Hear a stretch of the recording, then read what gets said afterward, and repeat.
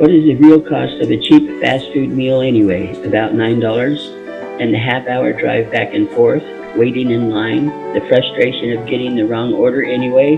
The burger is now cold and the fries are wimpy. And then the family eats Cheetos because they are hungry and unsatisfied. Use half the money, spend 30 minutes at home, and make this creamed chicken and noodle meal.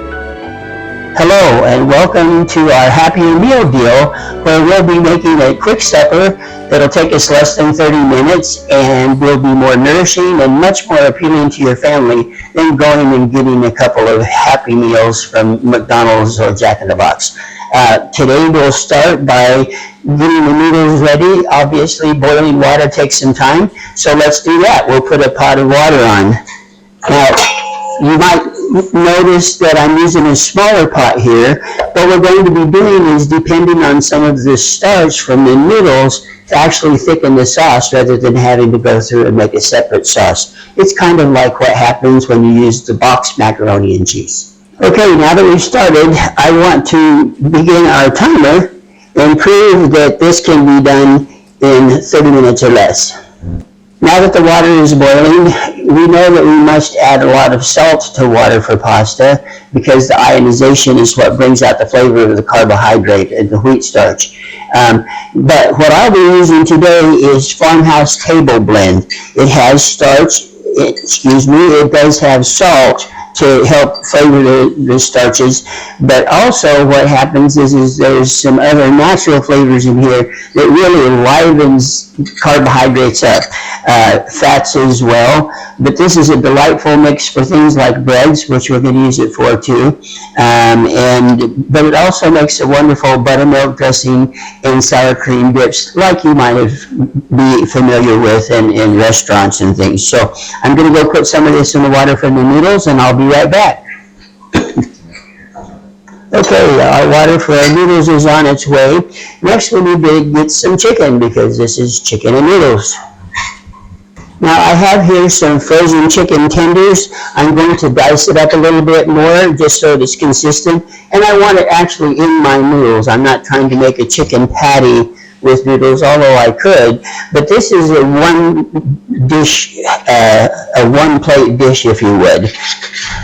When I deal with raw meats, I typically like to use glove. It not only helps with my touchy-feely issues that I have, it also helps to prevent cross-contamination, so that when I wash my hands, I don't have to wash them for a full minute trying to get all that salmonella and stuff off like it usually does. So one glove that costs less than 10 cents. Let's proceed. And as I say, you may want to cut this a little bit bigger. For me and my family, we like it kind of as a one dish. As we've tried that over time, that's our preference where the meat and the noodles are all together. It actually, one helps complement the other. Let's go ahead and saute this off. Now, when I saute it, I'm going to be using the French Provincial blend. French Provincial blend. It's got onion and celery and garlic and some herbs, and it's just a real mainstream flavor that can be used on so many things. And here's one of them that's wonderful with chicken. It's great with pork. It's even good on like baked whitefish. It's amazing how many things you can use the French Provincial for. And saute means a hot pot first. Okay, let's let that get hot. Okay, I've got my skillet hot, and it's about time to put my noodles in as well, so I'll be right back and show you what we've got. Okay, it's time for the noodles. They're going in, and I'm going to set the timer for 7 minutes. That's about a minute and a half less than you might want to do, but again, we need to depend on some of the starch that's there. Now, I didn't show you that I put a little olive oil in that. Of course, you're going to want a little oil. And I'm going to sprinkle some of the French Provincial on here. And back to the stove. I hope you can see the lovely colors and the seasoning that's on that. It just smells wonderful. I told you we were also going to do frozen vegetables. Let me get those out now. I'm just going to microwave them, make my life easy. Is it the best way to make vegetables? No. Is it simple and will it feed my family? Yes. One thing that many people don't do that I recommend is to rinse the vegetable before they go in the microwave. This is pretty good, but many times you'll see a lot of frost. In the industry, we call it dew. But that frozen dew leaves a residual flavor. We rinse that off. Not only does it take that off freezer flavor away, or in good part anyway, it also starts the process of cooking. Now, when I say cooking, that's a misnomer. When vegetables freeze, the water inside the vegetables expands and actually breaks up some of the cells. And so by breaking cells, we are essentially cooking. That was almost a disaster. Always close your cabinet. And I'm a little lazy. Instead of covering this with a towel or a piece of plastic, I use this. I'm going to start it for 2.5 minutes. I'd like to feed my family some good toasted French bread with my pasta meal, but that's not always practical. There's times when I haven't gone to the store and French bread only lasts about a day and a half or so at best. What I like to do, and my family likes just fine, is I just toast regular bread, but then put a flavored butter on top. Let me show you what I mean. I'll use regular bread. I could use grain bread as well, but closest to French is more like white. And toast it. That's really tough. But what I'm going to do is use the farmhouse table again and actually mix it directly with the butter.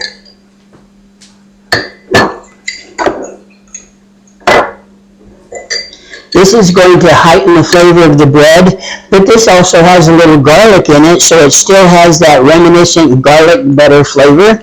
And by pre-mixing it, not only is it easy and I just spread it on and it's toasted bread and it's buttered and it's garlic, much like you would do a French loaf. One of the things that's really good by pre-mixing this is not only do I have an easy way of finishing off a garlic toast, with softened butter and these dry herbs and spice mix, this is ready to go. I could use this again tomorrow. I can put it on vegetables. I can add it into other pasta dishes or put it onto white fish for the broiler. Having pre-mixed butter, pre-flavored butter, is actually very, very convenient and a good way to be able to be ready in the kitchen to make your life easier.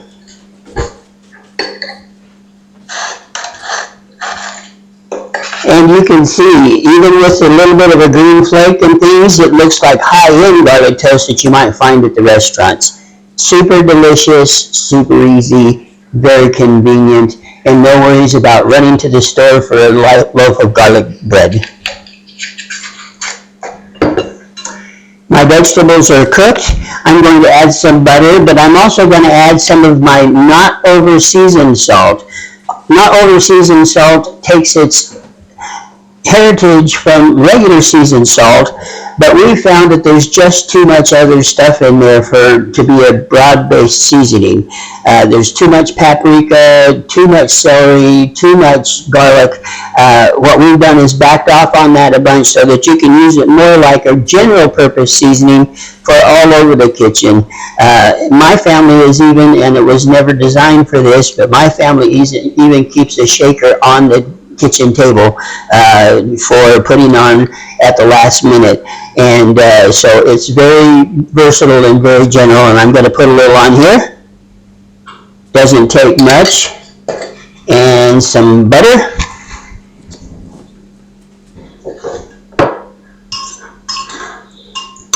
I'll set that aside and stir it again when the butter's melted.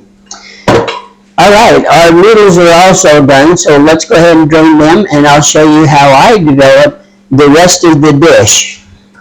One might think that what I would do is go ahead and just finish the noodles with the cream and butter and then put the chicken in, but actually we're going to do it the other way around because there's this delightful flavor down in the bottom. What we're going to be doing is using the cream and the noodles to deglaze that pan, to bring that flavor back up so that we don't lose the flavor, but also it's going to give us a nice warm brown color to our finished product.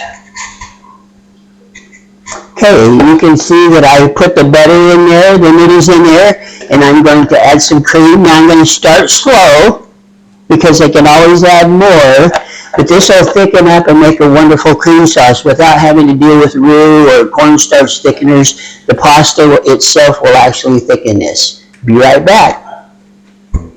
Good. Let's see what kind of meal we have come up with in 26 and a half minutes.